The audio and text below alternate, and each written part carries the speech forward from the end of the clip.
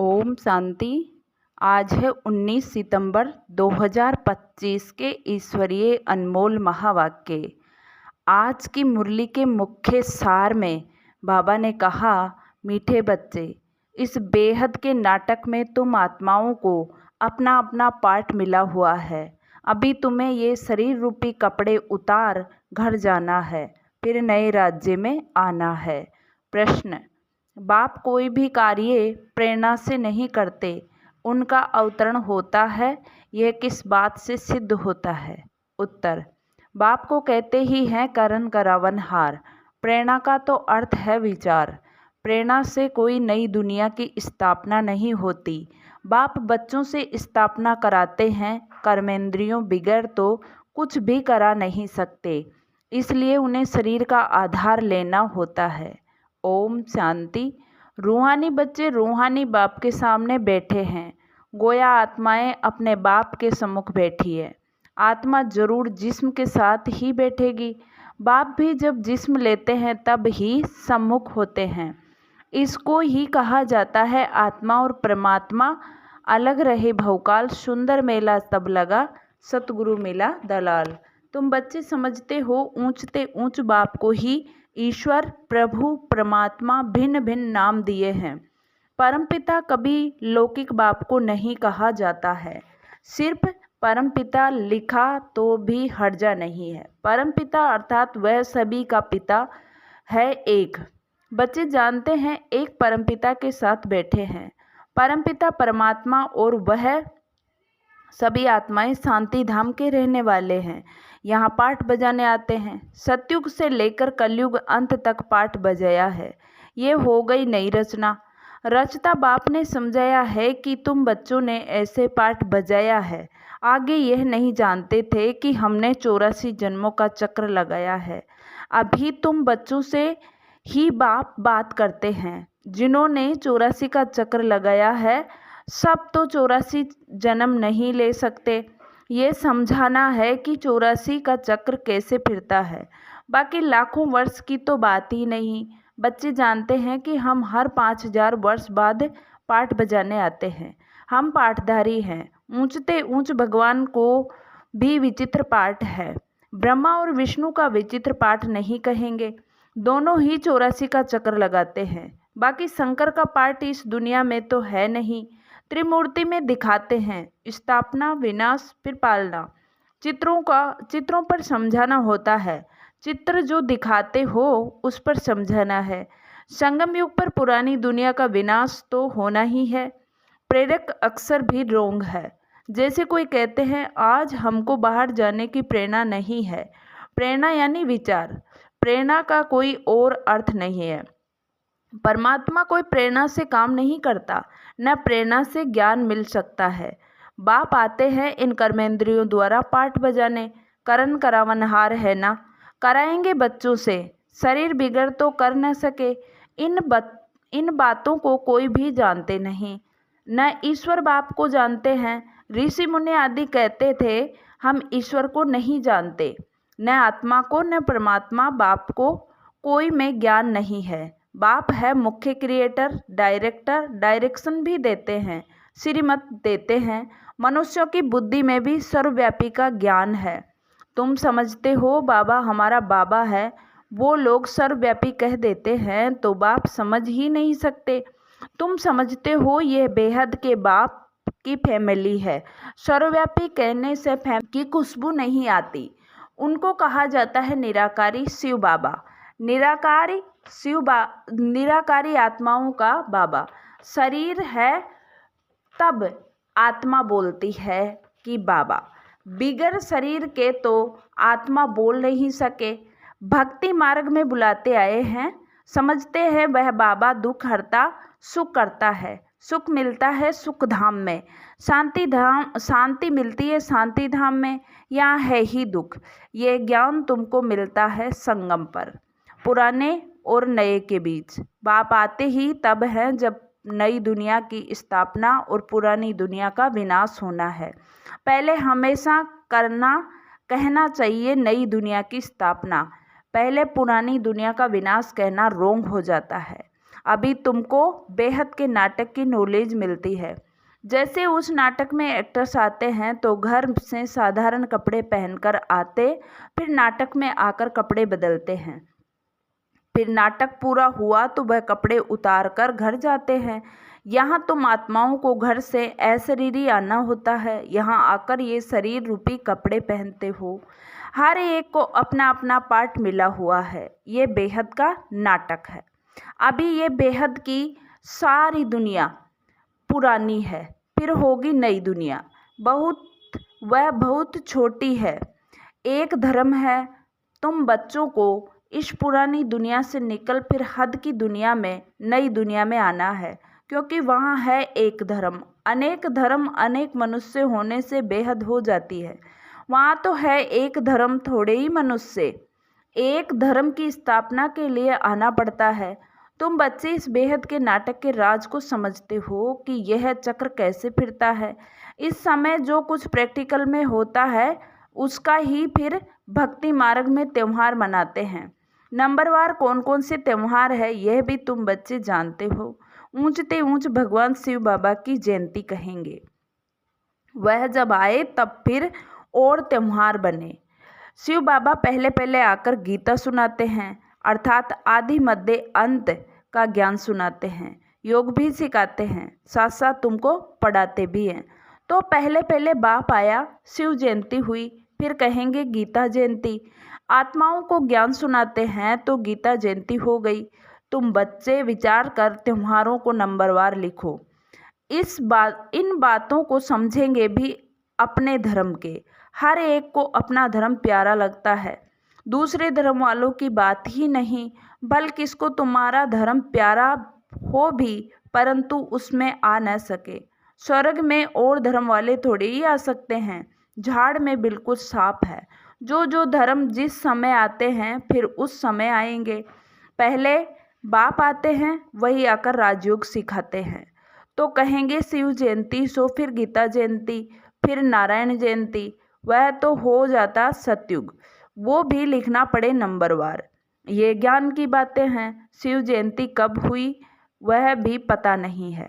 ज्ञान सुनाया जिसको गीता कहा जाता है, फिर विनाश होता है। जगदम्बा आदि की जयंती का कोई हॉलीडे नहीं है। मनुष्य किसी की भी तिथि तारीख आदि को बिल्कुल नहीं जानते। लक्ष्मी नारायण राम सीता के राज्य को ही नहीं जानते। 2500 वर्ष में जो आए हैं उनको जानते हैं, परंतु उनसे पहले जो आदि सनातन देवी देवता थे उनको कितना समय हुआ कुछ नहीं जानते। 5000 वर्ष से बड़ा कल्प तो हो न सके। आधा तरफ तो ढेर संख्या आ गई, बाकी आधा में इनका राज्य। फिर जास्ती वर्षों का कल्प हो कैसे सकता है। 84 लाख जन्म भी नहीं हो सकते। वो लोग समझते हैं कि कलयुग की आयु लाखों वर्ष है। मनुष्यों को अंधियारे में डाल दिया है। कहाँ सारा ड्रामा 5000 वर्ष का, कहाँ सिर्फ कलयुग के लिए कहते हैं अभी 40,000 वर्ष शेष है। जब लड़ाई लगती है तो समझते हैं भगवान को आना चाहिए, लेकिन भगवान को तो आना चाहिए संगम पर। महाभारत लड़ाई तो लगती है ही संगम पर। बाप कहते हैं मैं भी कल्प कल्प संगम युग पर आता हूँ। बाप आएंगे, नई दुनिया की स्थापना, पुरानी दुनिया का विनाश कराएंगे। नई दुनिया की स्थापना होगी तो पुरानी दुनिया का विनाश जरूर होगा। इसके लिए यह लड़ाई है। इसमें शंकर की प्रेरणा आदि की तो कोई बात नहीं। अंडरस्टूड, पुरानी दुनिया खलास हो जाएगी। मकान आदि तो अर्थक्वेक में सब खलास हो जाएंगे, क्योंकि नई दुनिया चाहिए। नई दुनिया थी जरूर, देहली परिस्तान थी, जमुना का कंठा था, लक्ष्मी नारायण का राज्य था। चित्र भी हैं, लक्ष्मी नारायण को स्वर्ग का ही कहेंगे। तुम बच्चों ने साक्षात्कार भी किया कि कैसे स्वयंवर होता है। ये सब पॉइंट्स बाबा रिवाइज कराते हैं। अच्छा, पॉइंट्स याद नहीं पड़ती है तो बाबा को याद करो। बाप भूल जाता है तो टीचर को याद करो। टीचर तो सिखलाते हैं, वह भी जरूर याद आएगा ना। टीचर भी याद रहेगा, नॉलेज भी याद रहेगी, उद्देश्य भी बुद्धि में है। याद रखना ही पड़े, क्योंकि तुम्हारी स्टूडेंट लाइफ है ना। यह भी जानते हो जो हमको पढ़ाते हैं वह हमारा बाप भी है। लौकिक बाप कोई गुम नहीं हो जाता, लौकिक, पारलौकिक और फिर यह है अलौकिक। इनको कोई याद नहीं करते। लौकिक बाप से तो वर्षा मिलता है, अंत तक याद रहती है। शरीर छोड़ा फिर दूसरा बाप मिला, जन्म बाई जन्म लौकिक बाप मिलते हैं। पारलौकिक बाप को भी दुख व सुख में याद करते हैं। बच्चा मिला तो कहेंगे ईश्वर ने बच्चा दिया। बाकी प्रजापिता ब्रह्मा को क्यों याद करेंगे? इनसे कुछ मिलता थोड़ी ही है। इनको अलौकिक कहा जाता है। तुम जानते हो हम ब्रह्मा द्वारा शिव बाबा से वर्षा ले रहे हैं। जैसे हम पढ़ते हैं यह रथ भी निमित्त बना हुआ है। बहुत जन्मों के अंत में इनका शरीर ही रथ बना है। रथ का नाम तो रखना पड़ता है ना। यह है बेहद का संन्यास। रथ कायम ही रहता है, बाकी का ठिकाना नहीं है। चलते चलते फिर भागंती हो जाते। यह रथ तो मुकर्रर है ड्रामा अनुसार। इनको कहा जाता है भाग्यशाली रथ। तुम सबको भाग्यशाली रथ नहीं कहेंगे। भाग्यशाली रथ एक माना जाता है जिसमें बाप आकर ज्ञान देते हैं, स्थापना का कार्य कराते हैं। तुम भाग्यशाली रथ नहीं ठहरे। तुम्हारी आत्मा इस रथ में बैठ पड़ती है। आत्मा पवित्र बन जाती है, इसलिए बलिहारी इस तन की है जो इसमें बैठ पड़ाते हैं। ये अंतिम जन्म बहुत वैल्यूएबल है। फिर शरीर बदल हम देवता बन जाएंगे। इस पुराने शरीर द्वारा ही तुम शिक्षा पाते हो, शिव बाबा के बनते हो। तुम जानते हो हमारी पहली जीवन बर्थ नोटे पेनी थी, अब पाउंड बन रही है। जितना पढ़ेंगे उतना ऊंच पद पाएंगे।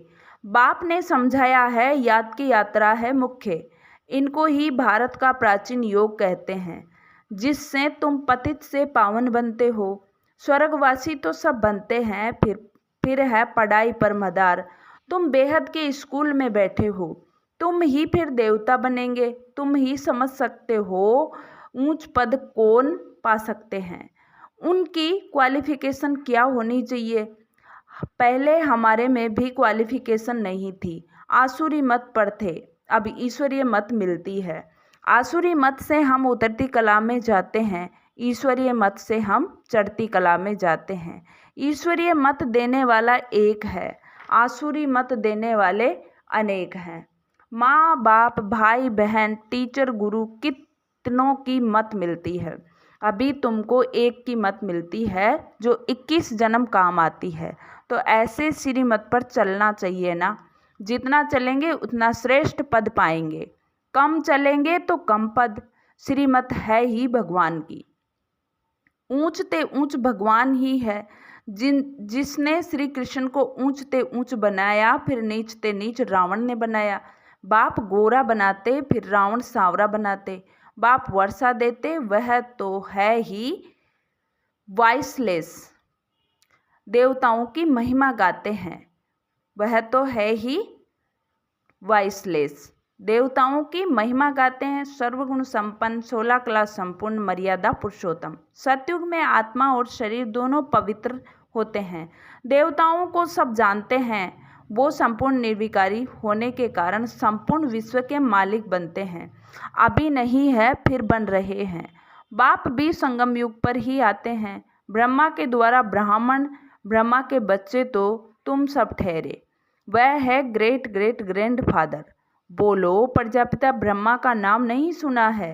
प्रजापिता ब्रह्मा द्वारा ही सृष्टि रचेंगे ना। ब्राह्मण कुल है, ब्रह्मा मुख वंशावली भाई बहनें हो गए। यहाँ राजा रानी की बात नहीं। ये ब्राह्मण कुल तो संगम का थोड़ा समय चलता है। राजाई न पांडवों की है न कौरवों की। अच्छा, मीठे मीठे सिक्की लदे बच्चों प्रति माता पिता बाप दादा का याद प्यार और गुड मॉर्निंग। रूहानी बाप की रूहानी बच्चों को नमस्ते। हम रूहानी बच्चों की रूहानी माता पिता बाप दादा को याद प्यार, गुड मॉर्निंग और नमस्ते बाबा। नमस्ते, शुक्रिया बाबा, शुक्रिया, वाह बाबा वाह, थैंक यू सो मच बाबा। धारणा के लिए मुख्य सार। पहला पॉइंट, 21 जन्म श्रेष्ठ पद का अधिकारी बनने के लिए सब आसुरी मतों को छोड़ एक ईश्वरीय मत पर चलना है। संपूर्ण वॉइसलेस बनना है। सेकंड पॉइंट, इस पुराने शरीर में बैठ बाप की शिक्षाओं को धारण कर देवता बनना है। यह है बहुत वैल्यूएबल जीवन। इसमें बर्थ पाउंड बनना है, हीरे जैसा बनना है। आज प्यारे बाबा ने वरदान दिया ब्राह्मण कुलभूषणों को, सर्व आत्माओं को यथार्थ अविनाशी सहारा देने वाले आधार उद्धार मूर्त भव। सर्व आत्माओं को यथार्थ अविनाशी सहारा देने वाले आधार उद्धार मूर्त भव। वर्तमान समय विश्व के चारों ओर कोई न कोई हलचल है। कहाँ मन के अनेक टेंशन की हलचल, कहाँ प्रकृति के तमो प्रधान वायुमंडल के कारण हलचल। अल्पकाल के साधन सर्व को चिंता की चिता पर लिए जा रहे हैं। इसलिए अल्पकाल के आधार से प्राप्तियों से विधियों से थककर वास्तविक सहारा ढूंढ रहे हैं। तो आप आधार उद्धार मूर्त आत्माएं उन्हें श्रेष्ठ अविनाशी प्राप्तियों की यथार्थ वास्तविक अविनाशी सहारे की अनुभूति कराओ। आज प्यारे बाबा ने स्लोगन दिया बच्चों को, समय अमूल्य खजाना है, इसलिए इसे नष्ट करने के बजाय फौरन निर्णय कर सफल करो। समय अमूल्य खजाना है, इसलिए इसे नष्ट करने के बजाय फौरन निर्णय कर सफल बनो। आज प्यारे बाबा के अव्यक्त इशारे। अव्यक्त इशारों का मुख्य सार है, अब लगन की अग्नि को प्रज्वलित कर योग को ज्वाला रूप बनाओ। अब लगन की अग्नि को प्रज्वलित कर योग को ज्वाला रूप बनाओ। विस्तार, जैसे सूर्य की किरणें फैलती है, वैसे ही मास्टर सर्वशक्तिवान की स्टेज पर शक्तियों व विशेषताओं रूपी किरणें चारों ओर अनुभव करें, फैलती अनुभव करें। इसके लिए मैं मास्टर सर्वशक्तिवान विघ्न विनाशक आत्मा हूँ। इस सोमान के स्मृति की सीट पर स्थित होकर कार्य करो तो विघ्न सामाने तक भी नहीं आएंगे। ओम शांति। आज की मुरली से हम सोमान लेंगे, मैं इस विश्व की आधार मूर्त और उद्धार मूर्त आत्मा हूँ। मैं इस पूरे विश्व की आधार मूर्त और उद्धार मूर्त आत्मा हूँ। अच्छा, ओम शांति। शुक्रिया बाबा, शुक्रिया।